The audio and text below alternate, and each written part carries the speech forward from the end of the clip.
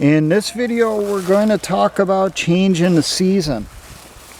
Now, normally when I talk about change in the season, I'm talking about we're going from warm weather into winter.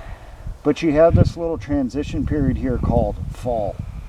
Now, there are militia units that change out their camouflage patterns based on the season.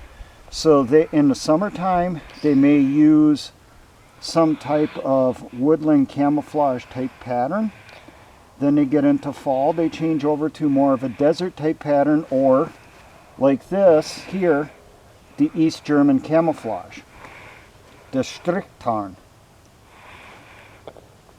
And then once they get into winter, they change over to older style wool uniforms that were issued in the US military from 1960s and before. So it was a wool pant, wool top and that stuff. It tucked together and it's worn underneath your field jacket and all that.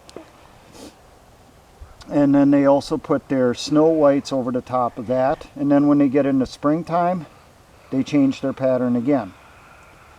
And I'm showing you kind of the reason why. You know, we got a lot of grass in here, a lot of grassland areas where I'm at.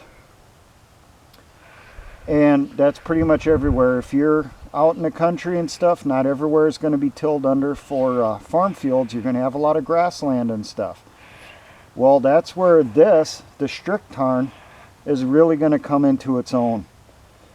Because it'll blend in a lot better, a lot easier. You probably can't tell because of the light on the camera right now, just because of the sun and that at the moment. But it blends in pretty good. And then when you would combine this pattern with use of foliage, which it's late in the year, you get your tufts of dry grass, feed it in on your gear. You're not going to have to change it out as much as you would during the summer months when you're using fresh foliage. The combination of the two will work together. Now, as you see up in the corner, the upper left corner, I have some field gear items. Obviously, AK mag pouches, and right below that there's a smaller pouch with two little straps on the front of it.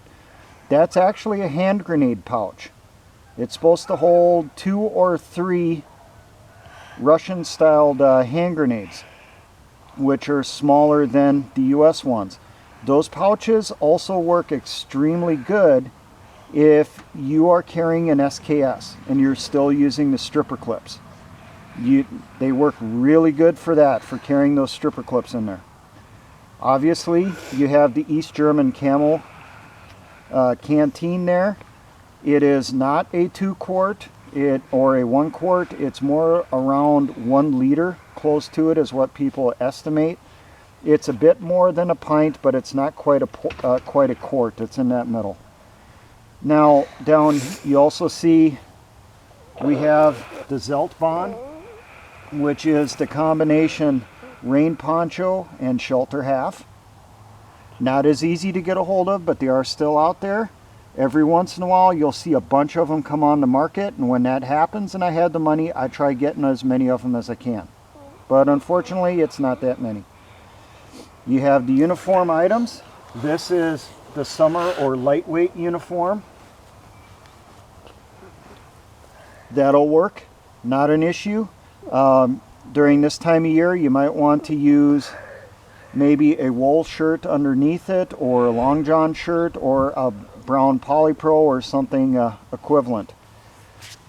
Now, they did make, obviously, a winter uniform, a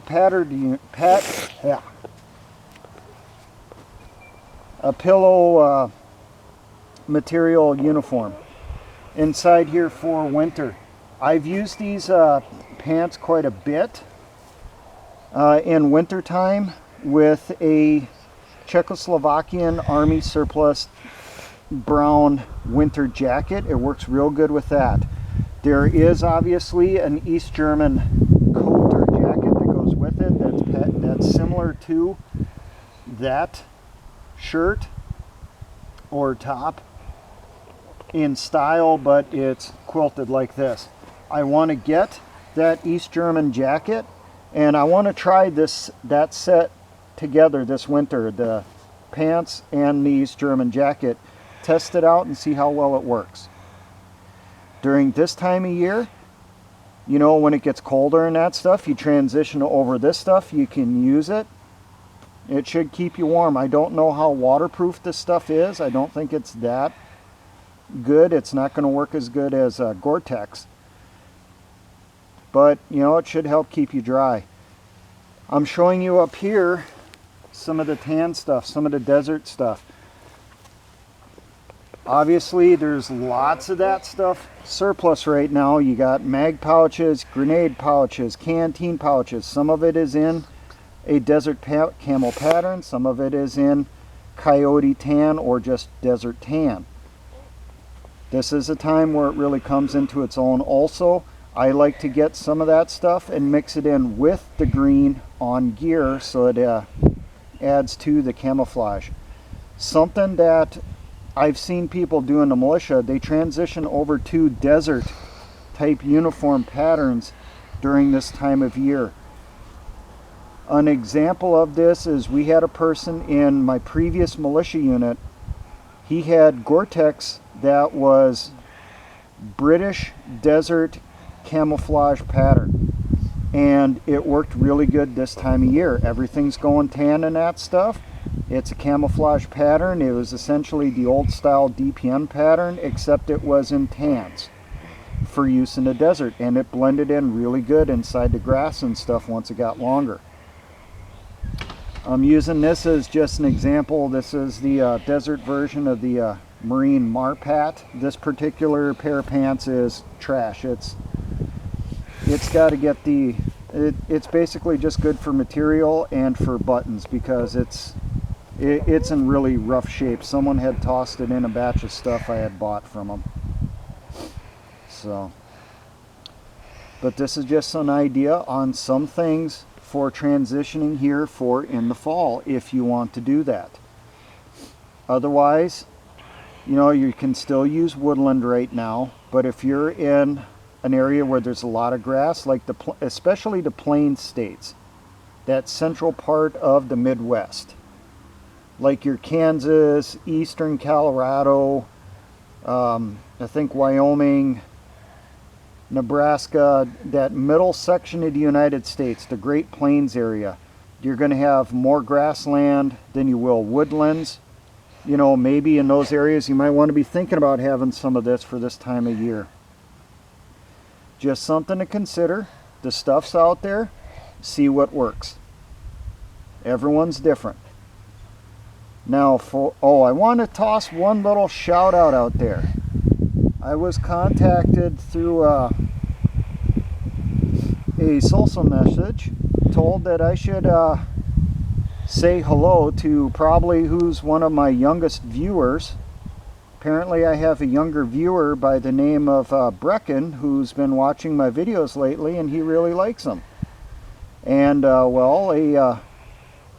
someone who knows him contacted me and let me know and said I should maybe do a little shout out for him. So there you go, Brecken. You know, hope you enjoy the video also. I think someone said I was told he's like in 3rd or 4th grade or something like that. He's pretty young, but he's really interested in the military, and he's learning about it through my videos. So there you go. Now for all my engineer brothers in the Patriot and militia movements, always remember, essayons.